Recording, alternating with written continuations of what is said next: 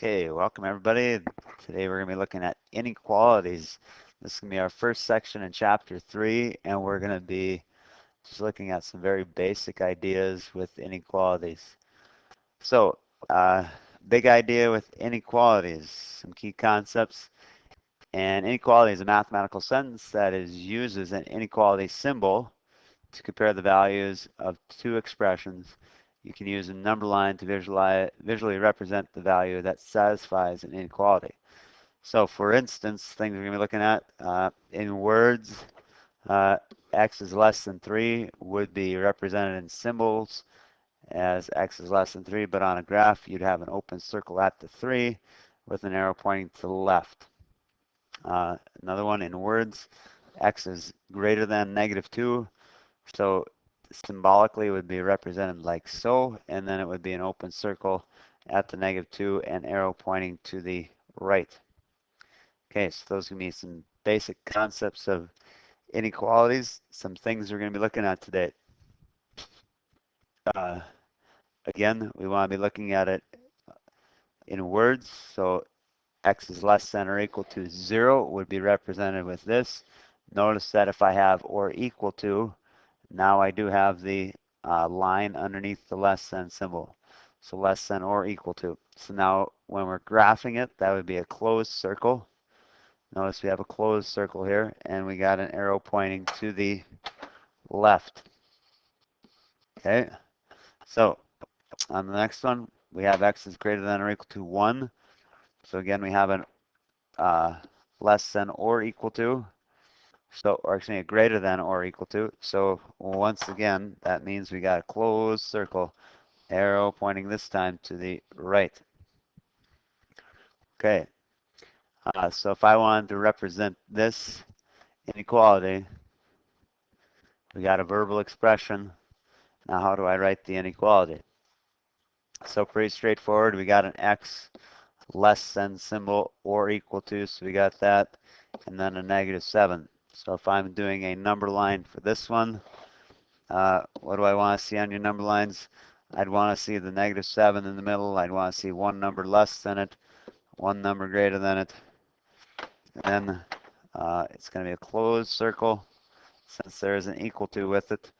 And this one is going to point to the left since it says x is less than a -7. Okay. So on this one, 6 is less than a number k. 6 less than a number k is greater than 13. So this one's a little bit, let me flip back. Okay, so this one is a little bit different here. So now we've got 6 less than a number k. This less than is not referring to the symbol this time. This is now referring to subtraction. And how do I know that? Because there is no is less than. So 6 less than k would be k minus a 6 is greater than 13, is greater than, now the symbol, and then a 13. Okay. Next one, what is an inequality that represents the verbal expression all real numbers p greater than or equal to 1.5 inches? So I'll give you a little chance to solve that.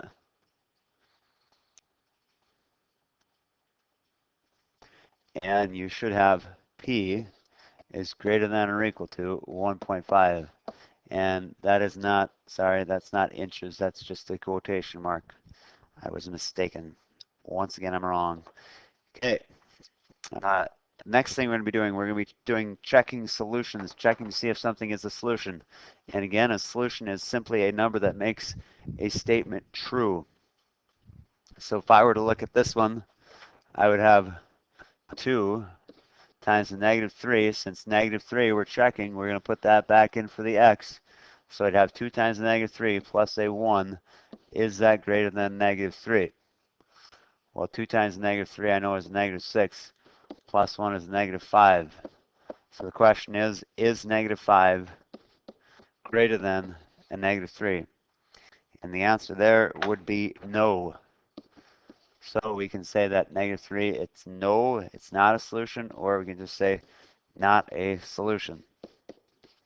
Okay, and solution. Good thing my English teacher is not watching. So to answer the question, is -3 a solution of this inequality? We'd say no, or we'd say it's not a solution. Okay, hopefully that's clear.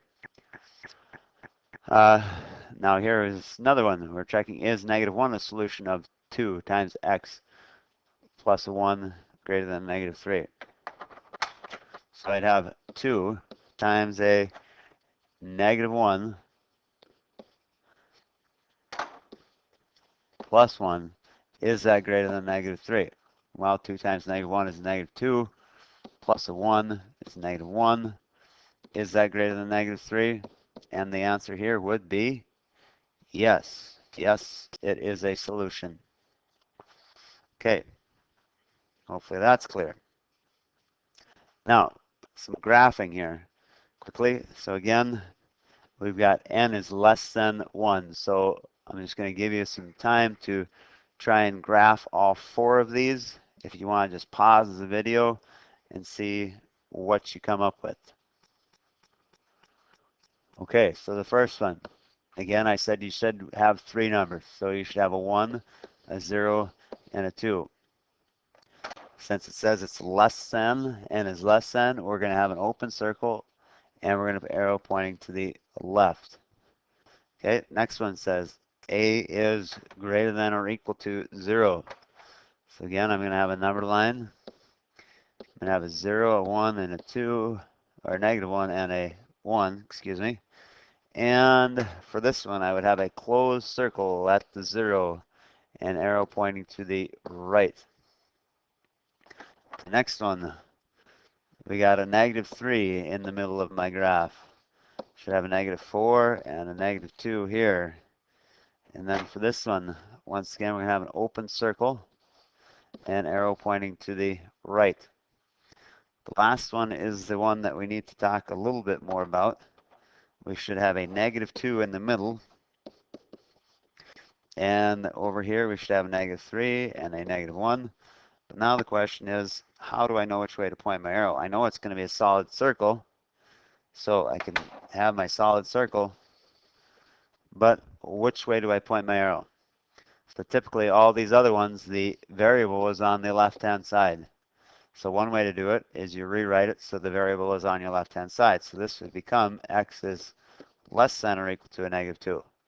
And if you do that, you can see that once again the arrow would point to the left. How else do you know? Well, you could pick a number for x. So for instance, if I put in the -3, we'd ask ourselves, is -2 greater than a -3? And the answer would be yes. Therefore, I'm pointing the arrow towards the -3 on my number line. Okay. Last thing you'll see is writing inequalities from a graph. So if I look at this first one, I know that I'm going to be comparing it to -3. So I could start out with an x somehow compares to a -3. So if I looked at my graph, I can see that the arrow is pointing to the left. So I know it's going to be a less than. And there's no closed circle, so it's going to be just a less than. Okay, my next one, I know it's going to compare to 0, so I'd start out with that. I know it's a closed circle, so I'm going to have a equal to sign, and the arrow is pointing to the right, so it's going to be a x is greater than or equal to 0. Hopefully this is fairly clear, and you can understand it all right. Okay, that's the end of my video today, so you can stop it, and you can have a nice night.